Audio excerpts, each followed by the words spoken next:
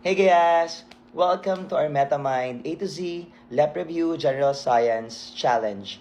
So magbibigay ako ng tanong sa inyo na ang sagot ay magsisimula from A to Z. And our topic for today is all about general science. And I will give you 3 seconds to answer. So let's start. What is the smallest unit of matter? Atom.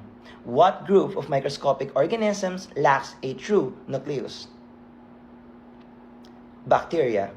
What is a basic structural and functional unit of life? Cell. What molecule carries hereditary information in living organisms? DNA. What is the ability to do work? Energy. What causes an object to change its motion? Force. What force keeps planets in orbit around the sun? Gravity. What is a tentative explanation that can be tested through experiments? Hypothesis. What property causes an object to resist changes in its motion? Inertia. What is a SI unit of energy and work? Joule. What is the SI base unit of temperature? Kelvin. What form of electromagnetic radiation enables us to see? Light. What organelle is known as a powerhouse of the cell? Mitochondria. What specialized cell transmits nerve impulses? Neurons.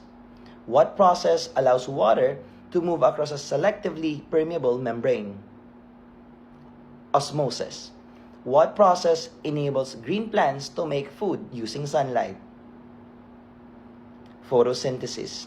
What common mineral is the main component of sand and has a formula? SiO2. Quartz.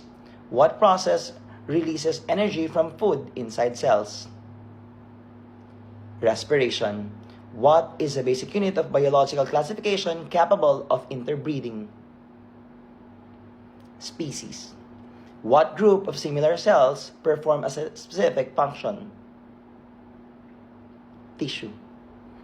What includes all space, time, matter, and energy? Universe.